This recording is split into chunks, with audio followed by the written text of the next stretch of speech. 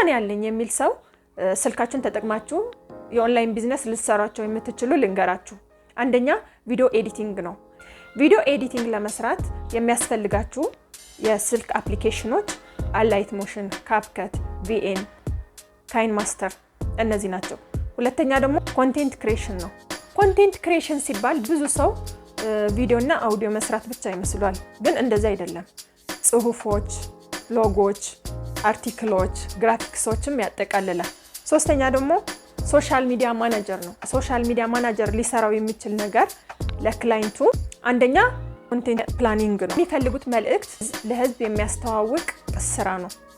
ለምሳሌ በሳምንት ሊሆን ይችላል፣ በወር እንደ ስምምነታችሁ ፕላን ማድረግ ነው። ሁለተኛ ደግሞ ኮንቴንት ክሬሽን ነው። ኮንቴንት ክሬሽን ደግሞ ፎቶ፣ ቪዲዮ፣ ስክሪፕት እነዚህ ነገሮች ማዘጋጀት እና ደግሞ ከቪዲዮ ኤዲቲንግ ጋር ከግራፊክስ ዲዛይን ጋር አንድ ላይ ሆኖ መስራት ይቻላል፣ ተባብሮ ማለት ነው። ሶስተኛ ደግሞ ፖስት ማስተዋወቅ ነው።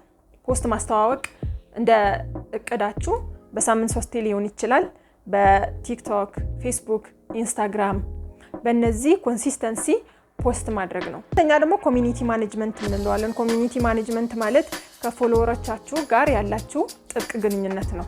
ማለት ኮሜንታቸው መመለስ፣ እነሱን መከታተል፣ የሚፈልጉት ነገር መጠየቅ።